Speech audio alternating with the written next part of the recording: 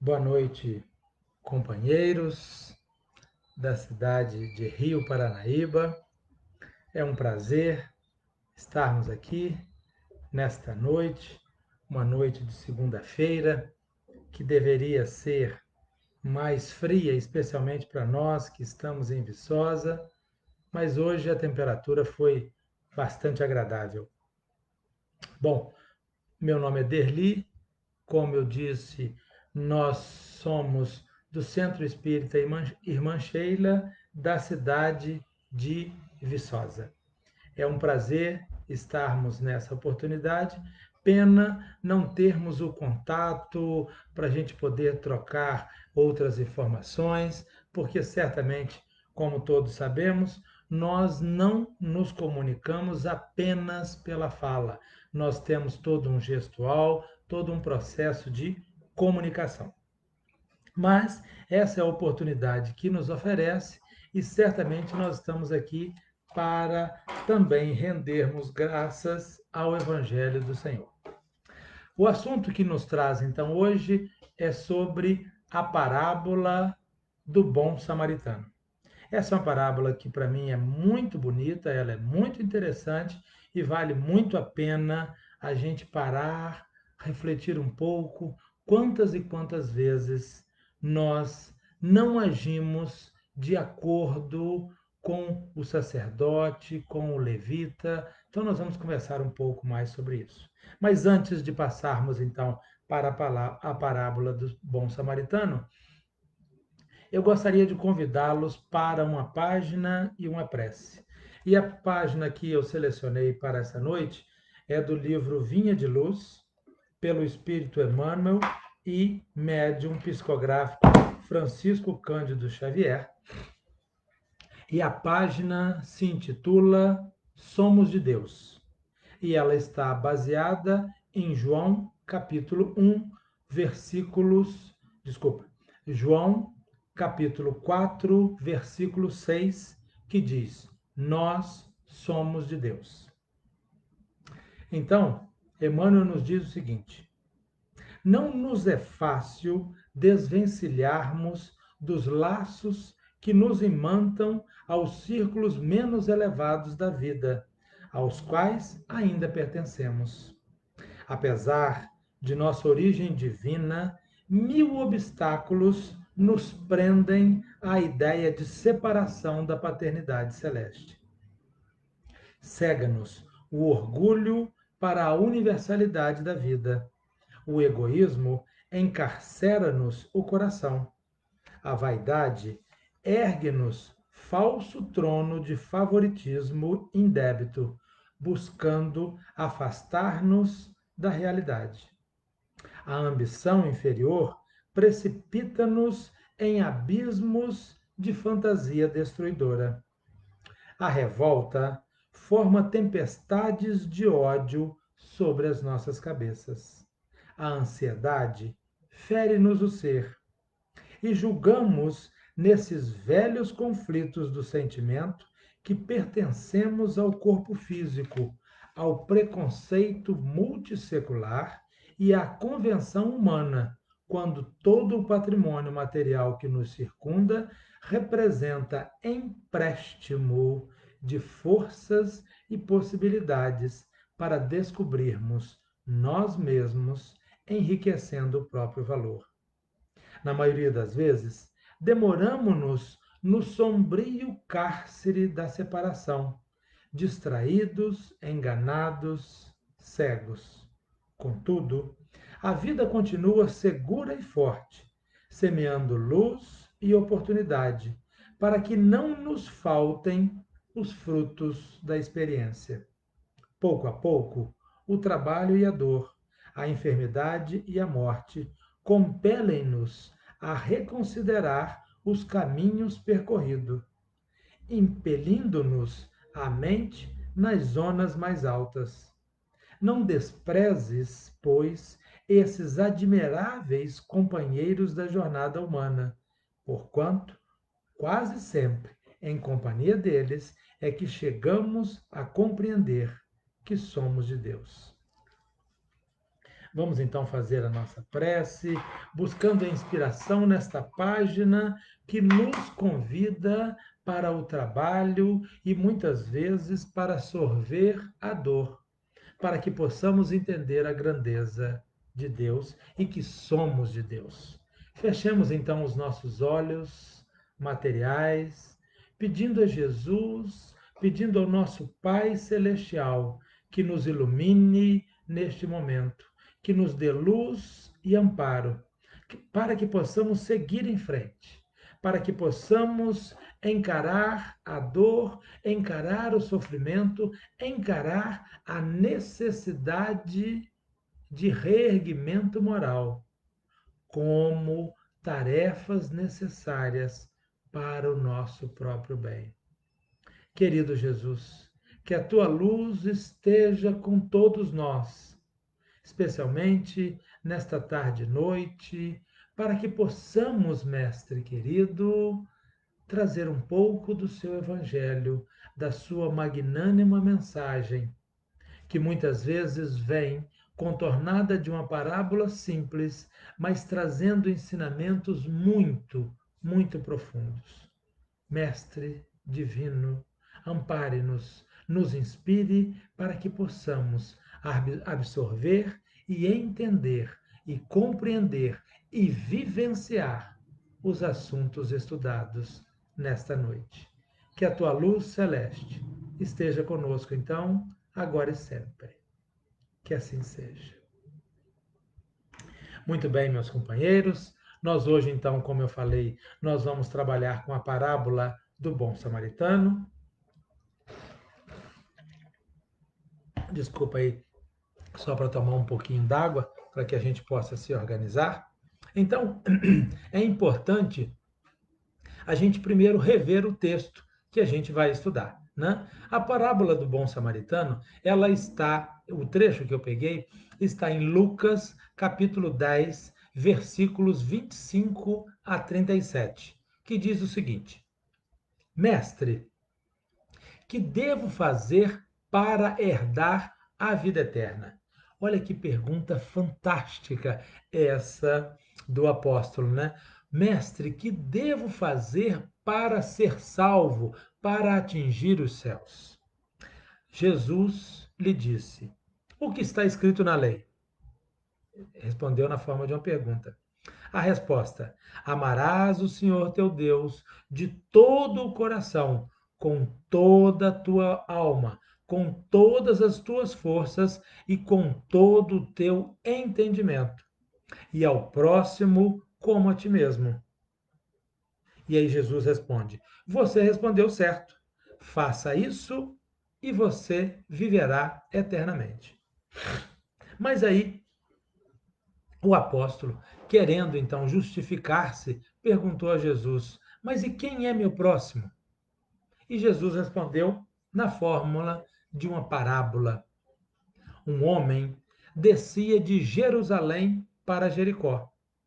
Caiu na mão dos ladrões. Algumas vezes aparece o termo salteadores. Salteadores eram, assim como os ladrões naquela época, eram pessoas que ficavam escondidas, normalmente à margem das estradas, e assustavam, e de um salto caía em cima das pessoas e retirava-lhes os bens. Por isso o nome salteadores. Então, caiu na mão dos salteadores ou ladrões que o despojaram, cobriram-no de feridas e se foram, deixando-o semi-morto. Aconteceu, em seguida, que um sacerdote descia pelo mesmo caminho e, tendo-o percebido, passou do outro lado. Um levita, que veio também para o mesmo lugar, tendo-o considerado, passou ainda do outro lado. Mas um samaritano que viajava chegou ao lugar onde estava esse homem e, tendo-o visto, foi tocado de compaixão por ele. Aproximou-se, pois, dele, derramou óleo e vinho em suas feridas e as enfaixou. E, tendo-o colocado sobre o seu cavalo, conduziu-o a uma hospedaria e cuidou dele. No dia seguinte, tirou 2 moedas e as deu ao hospedeiro, dizendo: Tende bastante cuidado com este homem, e tudo o que despenderes a mais, eu vos restituirei no meu regresso. E aí Jesus pergunta: qual desses 3 vos parece ter sido o próximo daquele que caiu nas mãos dos ladrões? O doutor lhe respondeu: aquele que exerceu a misericórdia para com ele. Ide, pois, disse-lhe Jesus, e fazei o mesmo. Lucas, capítulo 10, versículos 25 a 37. Bom, essa é uma parábola muito interessante, só que ela tem muitos elementos e a gente precisa de entender um pouco mais como que essa parábola foi organizada. A primeira coisa é a questão da geografia, né? Então ela fala que um homem descia de Jerusalém para Jericó. Essa é uma das primeiras coisas que a gente tem que parar. Primeiro, Jerusalém era a grande cidade, era onde morava o rei, era onde tinha o grande templo, o Templo de Salomão, em cujo interior do templo o próprio Deus vai morar na Arca da Aliança. Então, era o máximo da raça judia, Jerusalém. Todos eles tinham vaidade de ter a cidade de Jerusalém. E Jericó? O que é Jericó? Jericó é uma cidade pequena e muito velha. Então, provavelmente, esse homem saía de Jerusalém para Jericó. Essa é um trecho de aproximadamente 104 quilômetros numa descida suave. Então, Jesus dá-nos a entender de uma pessoa que está saindo da glória e está voltando para a origem. Pode ser que ele esteja retornando para o seu lar, mas pode ser também que ele esteja reduzindo a sua glória, reduzindo o seu apogeu. E muitas vezes, quando estamos nesse momento reduzindo a glória, quando nós estamos mais expostos, é justamente nesses momentos que nós vamos ser acolhidos por estas almas que ainda se dedicam à violência, especialmente à violência física, e que acaba por nos pegar desta maneira. Né? Então, esse senhor vinha de Jerusalém para Jericó. Perfeito. Na descida, ele é pego por salteadores, os salteadores roubam e machucam ele e ele fica caído. E aí passa um sacerdote, que provavelmente está vindo de Jerusalém também, né? Passa e vê aquele homem machucado. O sacerdote passa e vai embora. Isso nos causa um espanto, mas o sacerdote não poderia fazer isso? Mas que absurdo, né? Eu estou no primeiro nível de interpretação. A Bíblia tem 3 níveis. Depois passa o levita. Levita também vindo de Jerusalém para Jericó. Vê o homem e passa ainda mais distante. Por último, vem um samaritano. Quem era o samaritano? Os samaritanos eram considerados um povo rude, um povo grosseiro, um povo materialista, que só cuidava das coisas externas, que só cuidava das vaidades. Era uma pessoa quase desconsiderada pelos judeus. Perfeito? Então, o que que esse homem faz, esse samaritano? Ele vê esse homem caído à beira da estrada, ele para, ele vai limpar as feridas desse senhor, e é muito importante isso, né? Ele faz nessa sequência vinho e óleo. O vinho, por que primeiro o vinho? Porque o vinho ele tem um pouco de água e ele tem um pouco de álcool. Então ele vai limpar essas feridas, vai retirar aquelas pedras, vai retirar, vai matar bactérias que porventura tenham entrado. Então vai limpar, vai sanitizar aquelas feridas.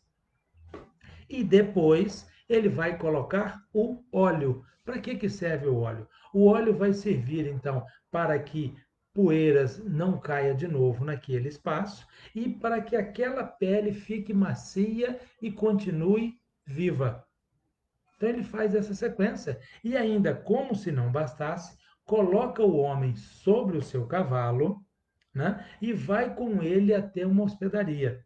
Então veja bem, aí tem um outro símbolo. Quando o homem coloca o ser doente, o ser machucado sobre o seu cavalo, é como se ele falasse: o mais importante na minha vida é a caridade. Aí ele chega numa hospedaria, pede a hospedaria e paga com 2 moedas. E ainda diz o seguinte: olha, eu voltarei daqui a 2 dias.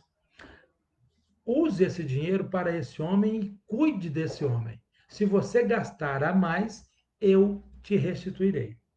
Então vejam como o princípio da caridade está envolvido nesse homem.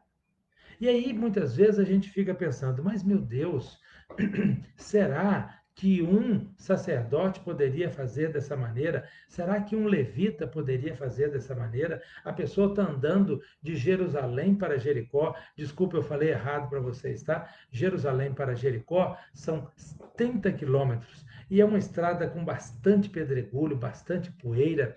E na época de Jesus era muito ocupada mesmo por assaltantes.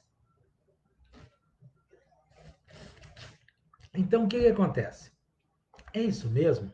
Então, a gente tem que procurar entender um pouco melhor e ir um pouco mais a fundo. A primeira coisa foi essa que nós vimos, né? Está lá o texto, nu e cru, passa o sacerdote, não socorre aquele homem, que possivelmente era judeu, uma vez que ele estava descendo de Jerusalém para Jericó, passa um levita e também não socorre aquele homem, né? Passam ao largo e finalmente vem um samaritano. Então todos nós vamos achar que o samaritano é o bom, e é isso mesmo, né? E o apóstolo interpreta logo: o próximo foi o samaritano. Para enxergar um pouco mais a profundo, nós vamos utilizar 2 livros. O primeiro é o Evangelho segundo o Espiritismo, muito conhecido de nós, e o outro é um livro que eu fortemente sugiro para que vocês comprem, que ele se chama Jesus pela Ótica do Oriente Médio. Então ele vai interpretar, ele vai dar uma parte de a economia da época de Jesus, de geografia da época de Jesus e também da cultura do povo judeu na época de Jesus. Então, nós vamos começar o nosso trabalho através do livro Jesus pela Ótica do Oriente Médio. Eu vou até repetir esse nome, porque esse livro, de fato, é muito bom. Ele, lógico, ele não analisa todos os trechos da Bíblia, mas os trechos que ele analisa são ótimos.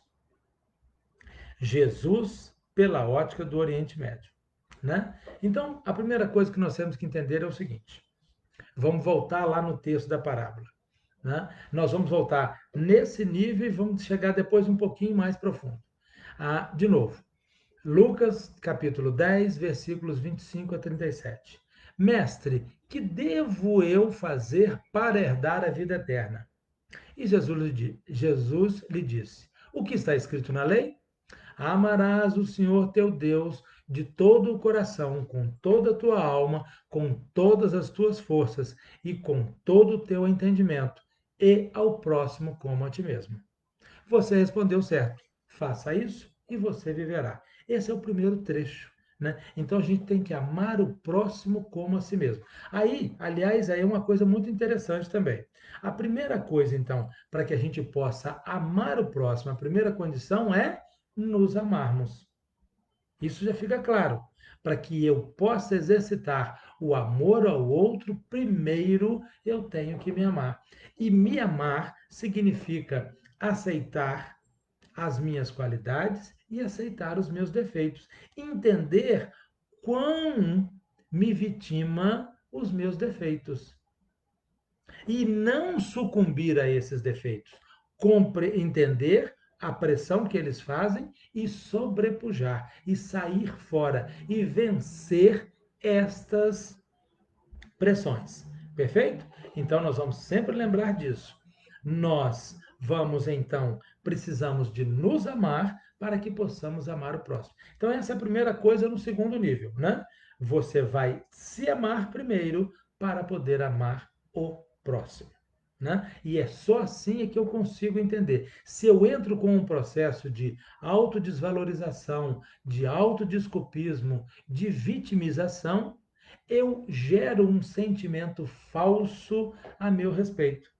E aí, nesse caso, nesse sentimento falso, as minhas conquistas eu mesmo as desvalorizarei e os meus fracassos eu os reforçarei. Então pensa bem, se eu não me valorizo, eu acho que tudo que eu faço é ruim e aquilo que possivelmente eu faço com alguma qualidade é porque ninguém quis mais, mas certamente existe alguém. Não. Então vejam bem, Jesus está dizendo: amarás o Senhor teu Deus de todo o coração, com toda a tua força, com todo o seu entendimento, e ao próximo como a ti mesmo e ao próximo. Então, nós temos que amar a Deus, amar a nós mesmos e amar ao próximo.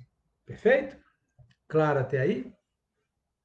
Isso, gente, quando Jesus coloca então esses textos, né, que nós devemos amar a Deus e nós devemos amar ao próximo como nós mesmos, isso para muitas pessoas, eles falam que na verdade foi uma informação nova que Jesus trouxe, mas não é. Não é. Se nós formos lá no livro de Deuteronômios, capítulo 6, versículo 5, nós vamos ver um dos mandamentos: amar a Deus. E em Levítico, capítulo 19, versículo 18, está escrito: aquele que busca o reino dos céus deve primeiro amar o seu próximo. Então, Jesus, de fato, não vai trazer informações filosóficas novas, não vai trazer, mas ele vai dar-lhes cumprimento, ele vai explicar para a gente, porque senão essas informações ficavam perdidas. Você veja bem, amarás o Senhor teu Deus acima de todas as forças. Isso lá no Velho Testamento. Isso está lá em Deuteronômios. E aí, 2 livros depois, amar o seu próximo, está em Levítico. Então Jesus vem e junta tudo. Amarás o Senhor teu Deus com toda a tua força e com todo o teu ensinamento. Depois, amarás o próximo como a ti mesmo. Então, primeiro eu me amo verdadeiramente, respeitando as minhas vantagens, respeitando os meus defeitos, tentando vencer os meus defeitos, e isso eu vou colocar para amar o próximo, né? Continuando um pouco mais. Aí o evangelista pergunta: e quem é o meu próximo? E Jesus, depois de descrever todo o processo da parábola, né? Que foi aquela história lá do o sujeito vinha de Jerusalém para Jericó, ele foi assaltado e os assaltantes deixaram o semi-morto, aí passa o religioso e não socorre, passa o levita e não socorre, e finalmente vem o samaritano, que era quase considerado um ser abjeto, e esse é que vai socorrer. Então Jesus faz a grande pergunta: qual desses três vos parece ter sido o próximo daquele que caiu nas mãos dos ladrões? E o doutor lhe respondeu: aquele que exerceu a misericórdia para com ele. E depois lhe disse Jesus: e fazei o mesmo. Então aqui está, antes de qualquer análise um pouco mais profunda, esta história, né? Quando o doutor lhe diz: aquele que exerceu a misericórdia. Né? Que palavra é essa de misericórdia? Misericórdia é uma palavra formada da junção. Ela vem da junção da palavra de miséria e córdia, que significa coração. Então, misericórdia é aquele indivíduo que ele é miserável pelo coração, ou seja, é aquele indivíduo que é verdadeiramente humilde, ou seja, ele associa humildade e emoção. Esta é a pessoa que é misericordiosa. É aquela pessoa que é humilde verdadeiramente e que somente quer fazer o bem. Então, o nosso evangelista aqui, ele já vai nos dizer que para você atingir, para você conquistar o céu, a primeira coisa que você tem que agir é eivado, cheio de misericórdia, cheio de humildade e vontade verdadeira, vontade apaixonada de ajudar as pessoas. Então, isso é muito importante que a gente entenda. O fato da gente procurar ajudar tem que ser, deve ser um momento de paixão.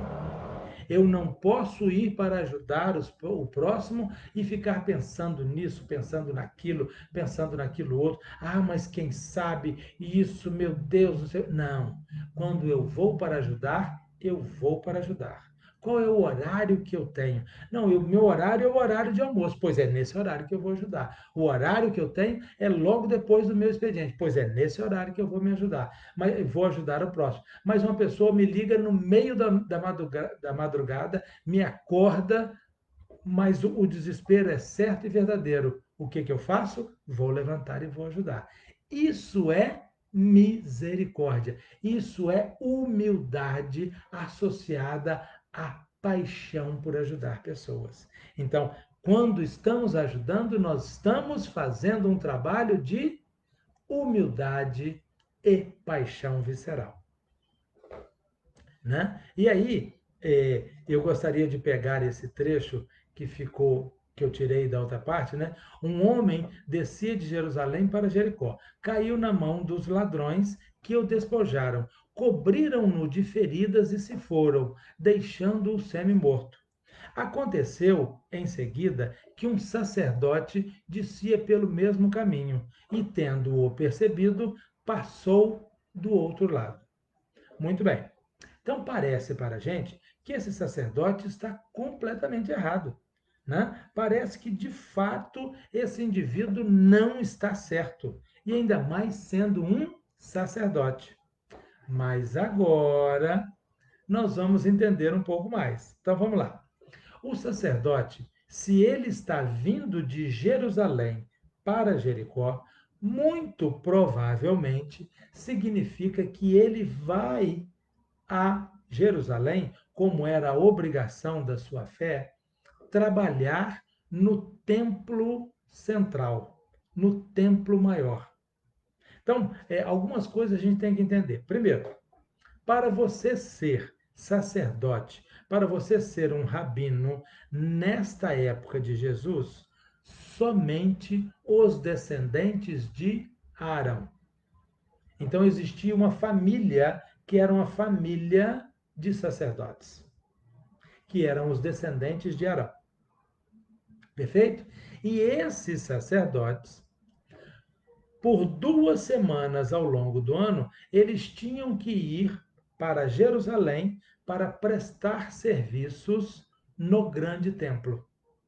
O que significa prestar serviços no grande templo? Esse era um momento de devoção deles. Eles iam para prestar serviços e nesse período de 2 semanas eles ficavam sem receber oferendas. Por quê?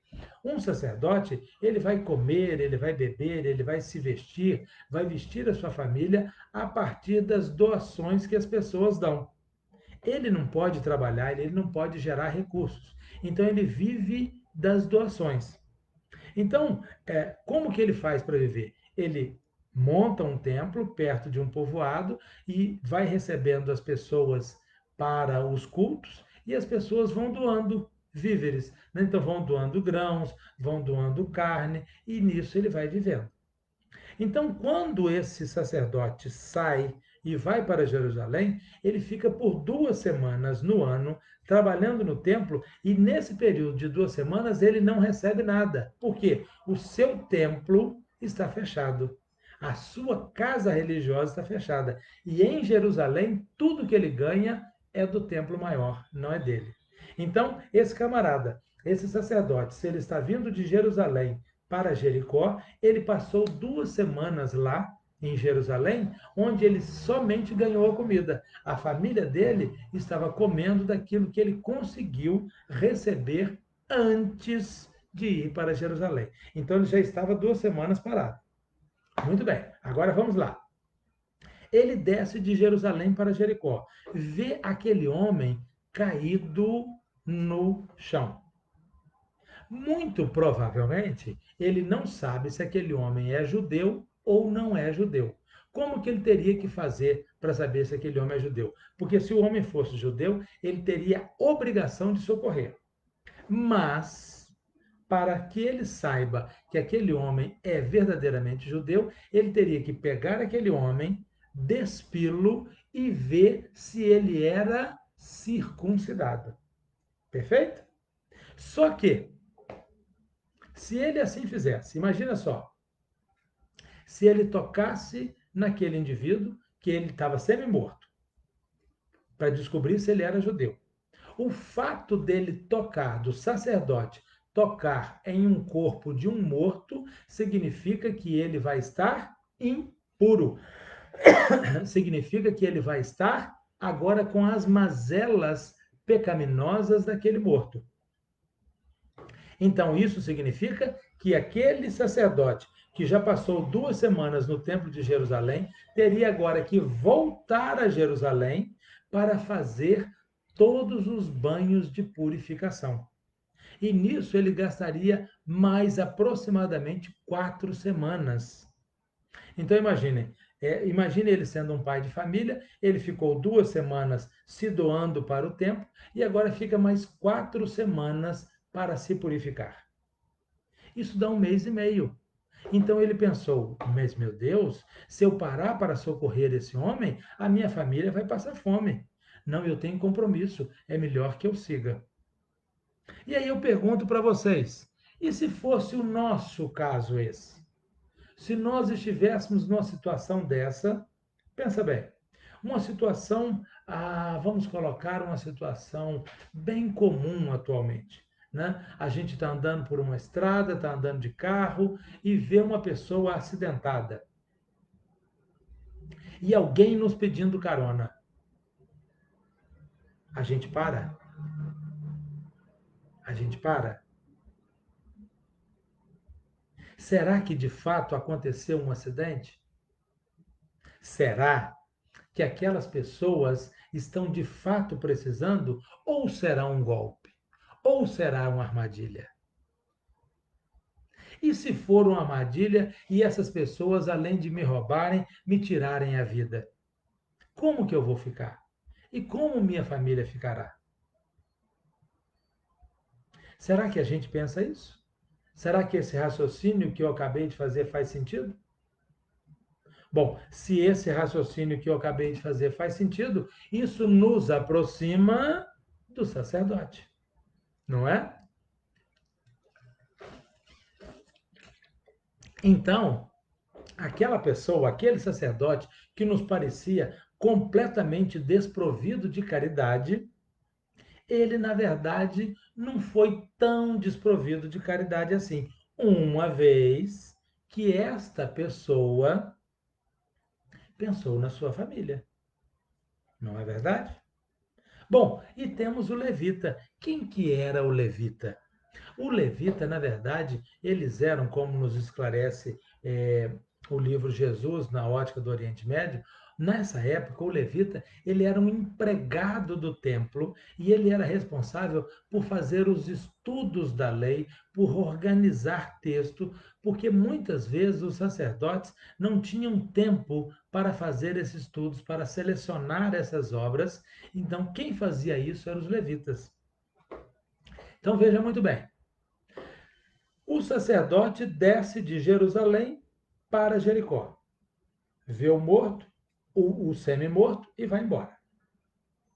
Nós já sabemos, então, o que provavelmente aconteceu e que motivou esse sacerdote a fazer isso. Agora desce o levita. Se o levita desce pela mesma estrada desse sacerdote, muito provavelmente esse levita é funcionário desse sacerdote.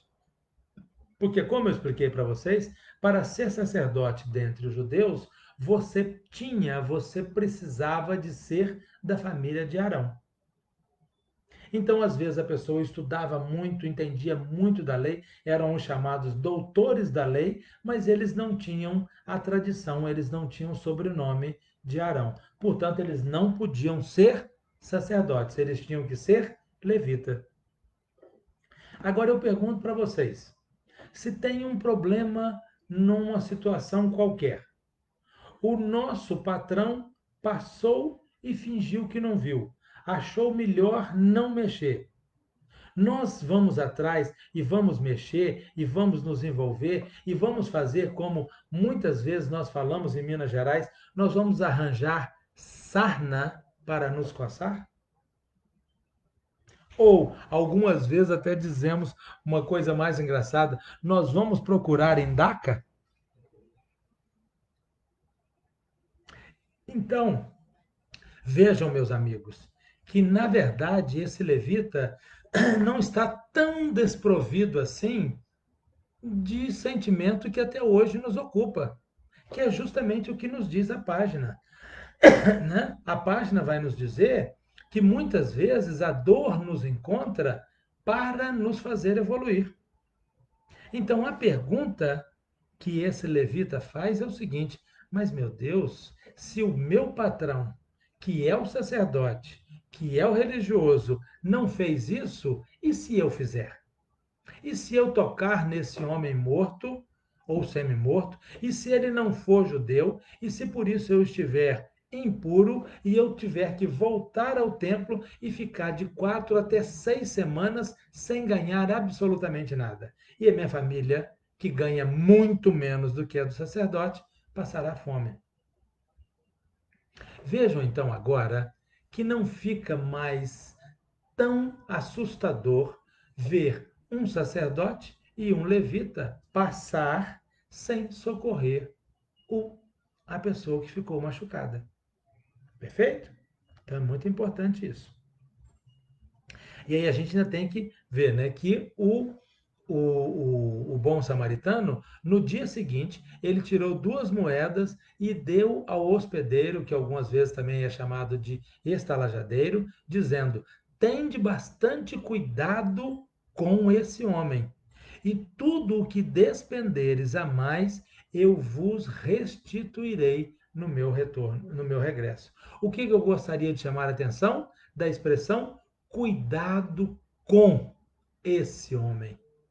A expressão cuidado com esse homem deixa claro, então, que agora aquele samaritano ele está desenvolvendo uma afetividade especial por aquela pessoa. Então, aquele que socorre, aquele que ampara, ele deve agir com misericórdia, né? É humildade de coração. E além disso, ele tem que ter um sentimento especial pela pessoa. Então, uma coisa, meus amigos, e não resta a menor dúvida que a gente faz caridade, é aquilo que a gente faz nos sinais, é aquilo que a gente faz, às vezes, na calçada, né? Uma pessoa vem e nos pede: você poderia me dar 10 centavos? Você enfia a mão no bolso, entrega o dinheiro e vai andando. Você nem olha para aquela pessoa. Você fez a caridade? Fez. Mas é quase uma caridade que humilha. É quase uma caridade que destrói. Perfeito? Então, Jesus vai nos dizer que o seu próximo é aquele que você conhece, é aquele que você cuida, é aquele que você gosta, é aquele que tem nome, é aquele que você vai trabalhar com ele, vai socorrê-lo e você vai se colocar na mesma posição que ele. Você vai agir com misericórdia. Você vai estar verdadeiramente humilde de coração para que você possa socorrer sem menosprezar, socorrer e amparar, socorrer e diferenciar. Esse é o grande objetivo do próximo. Então eu pergunto de novo para vocês: quantas e quantas vezes nós já tratamos alguém como verdadeiro próximo? Ou quantas e quantas vezes nós fizemos alguma coisa para alguém que poderia nos restituir? Quantas e quantas vezes nós deixamos de socorrer, de amparar, de proteger, de acolher, porque ficamos com medo de ser assaltado, ficamos com medo de se envolver numa tarefa que vai te levar para o hospital, para isso, e que vai tomar 1, 2, 3, 4 dias do nosso tempo corrido. Não é verdade? É muito fácil a gente fazer caridade com hora marcada.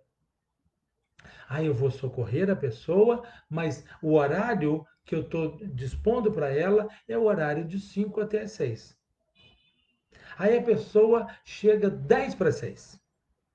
Ai, pelo amor de Deus, mas me atende pelo menos um pouquinho. E você responde: você tem 10 minutos. Não resta a menor dúvida que a pessoa está fazendo caridade.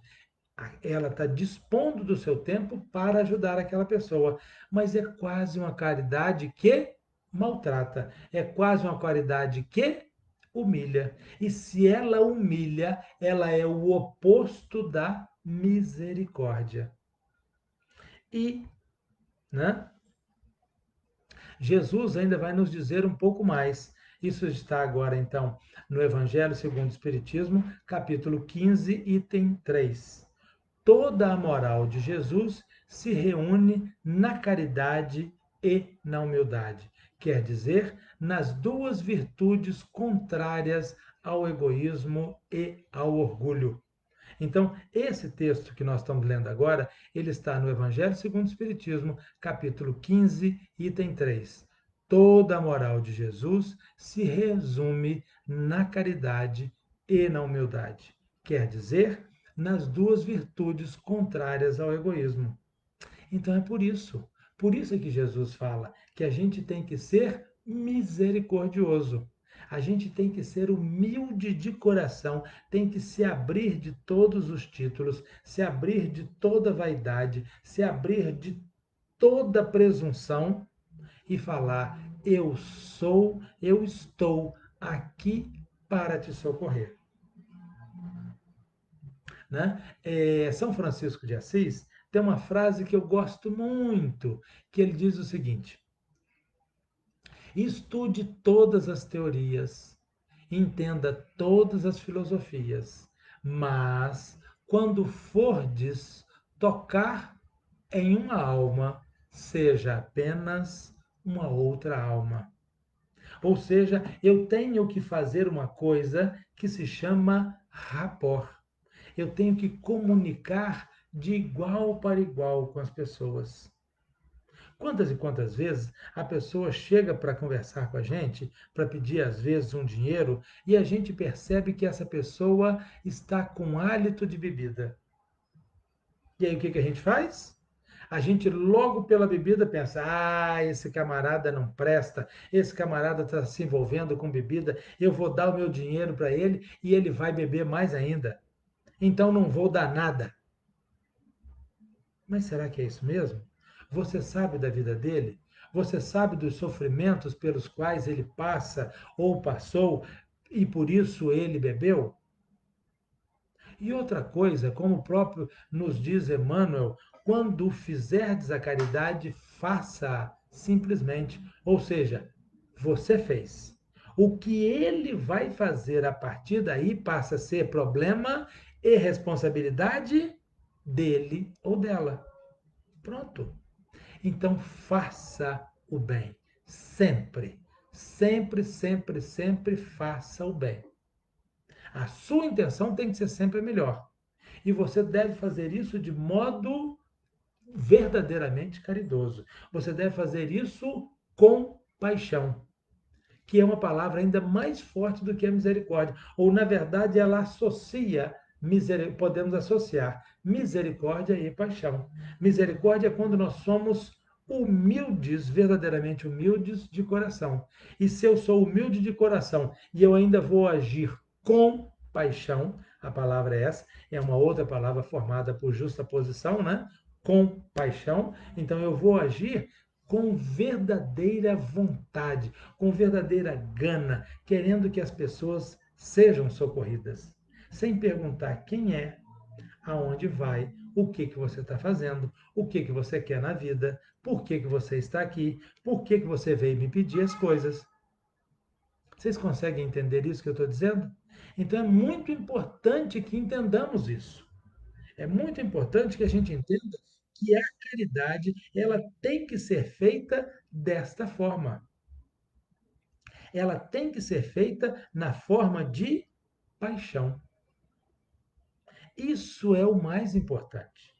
E aí, veja, aí ele ainda coloca o seguinte: olha, isso está no Evangelho segundo o Espiritismo, capítulo 15, item 3, né? Toda a moral de Jesus se resume na caridade e na humildade, quer dizer, nas duas virtudes contrárias ao egoísmo e ao orgulho. Ora, a caridade é essa doação, só que essa doação ela deve ser feita com pureza d'alma, com um único sentimento: eu quero, eu posso, eu vou ajudar. Eu estou aqui para socorrer essa pessoa. Eu estou aqui para querer o bem dela. Isso é muito importante que a gente faça. Não resta dúvida, gente, que nos tempos atuais, assim como lá no sacerdote, assim como no levita, nós vamos ter que pensar, porque de fato o mundo está muito complicado, né? E muitas pessoas vão agir de forma muito estranha. Infelizmente, a violência hoje ela está muito grande. Não, eu não sou fora da realidade. Eu não tenho essa noção de que eu entendi o mundo. Não, não é isso. Porque se a gente fizer dessa maneira, a gente corre o risco de perder tudo o que tem. Mas então a gente precisa de estar sempre, esse é um grande convite que eu faço. A gente precisa de estar sempre observando. Ah, você viu uma pessoa pedindo ali. Ótimo. Antes de eu já olhar e julgar e fazer um pré-julgamento, o que que eu vou fazer? Eu vou observar para ver essa pessoa. O que que ela faz? Olha, a gente vai aprender coisas impressionantes. Como que essas pessoas, às vezes o andarilho, uma pessoa mais simples, como que essas pessoas conseguem viver com muito menos do que nós? É impressionante. A pergunta que eu quase sempre faço, e hoje eu faria para vocês, é o seguinte: nós temos dois pés, um pé direito e um pé esquerdo. Automaticamente, nós vamos precisar de um par de sapatos, não é isso? Bom, vamos colocar dois pares de sapato porque tem um período de chuva e tem um período de sol, né? Melhor, eu vou ser bonzinho.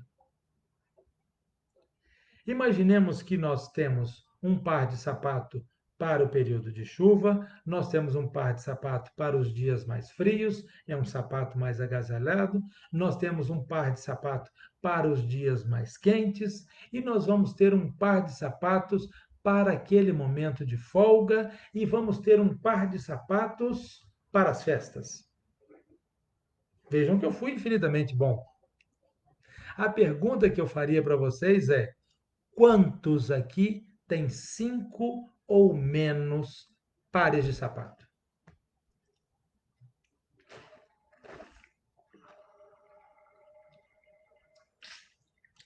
Quem? Quem nos diria, não, eu de fato tenho apenas 5 pares de sapato? Essa é uma primeira coisa que nós temos que entender. Em verdade, nós hoje nos transformamos em consumistas. E muitas vezes nós queremos guardar o excesso e temos medo de doar esse excesso. Doar o excesso. Doar aquilo que está muito além das nossas necessidades. Voltando aí nos pares de sapato, a gente compra, e aí não vou diferenciar homens e mulheres, mas a gente compra sapato por conta de cores diferentes, por conta de modelos diferentes, por conta de ocasiões diferentes. A gente é capaz de comprar sapatos até para poder ir em festas onde as mesmas pessoas vão. Se você vai hoje numa festa e nessa festa nós vamos ter os amigos A, B, C, D. Se amanhã eu vou em outra festa, mas os amigos A, B, C, D lá estarão, eu não posso ir com o mesmo calçado, eu tenho que ir com um calçado diferente. E a pergunta é por quê? Né? Então vejam que, na verdade, quando a gente faz isso, nós estamos tendo atitudes nada sustentáveis. Nós estamos tendo excessos. Nós estamos querendo consumir mais, mais e mais. Perfeito? Agora, esse consumir mais, mais e mais, muito além do que eu necessito, tem um nome. Como que ele se chama? Egoísmo. E o que significa a palavra egoísmo? Egoísmo significa inflamação do ego. É quando eu penso apenas em mim. Isso é egoísmo. Isso é só pensar primeiro em mim e depois no outro. E é exatamente o que o Evangelho segundo o Espiritismo nos convida para que não façamos. Então vamos pensar nisso. Né? Vamos hoje chegar em casa, fazer uma prece e vamos selecionar tudo aquilo que a gente tem em excesso. Olha, eu vou dividir com vocês uma coisa. Normalmente eu faço aqui o seguinte: toda roupa que eu comprei e eu estou há pelo menos um ano sem usar, eu dou. E vocês não imaginam a quantidade de roupa que eu dou. É muita coisa, meus amigos. É muita, muita coisa. Então, vamos procurar fazer isso. Chegue em casa, aliás, desculpem, né? Nós estamos cada um na sua casa aí. Avalie isso. Veja aquilo que você tem condição de doar. Procure o centro espírita. Olha, eu tenho. Gente, é uma coisa engraçada. No nosso centro, nós temos bazar. E esse bazar nós utilizamos para conseguir recursos para alimentar a nossa creche. E o curioso é que as roupas que menos chegam são roupas de homem. Aí a grande maioria vira e fala: não, é porque o homem compra pouco. Será que o homem compra pouco ou ele está sempre envolvido com alguma coisa e esquece de olhar o seu guarda-roupa para ver o que ele pode doar?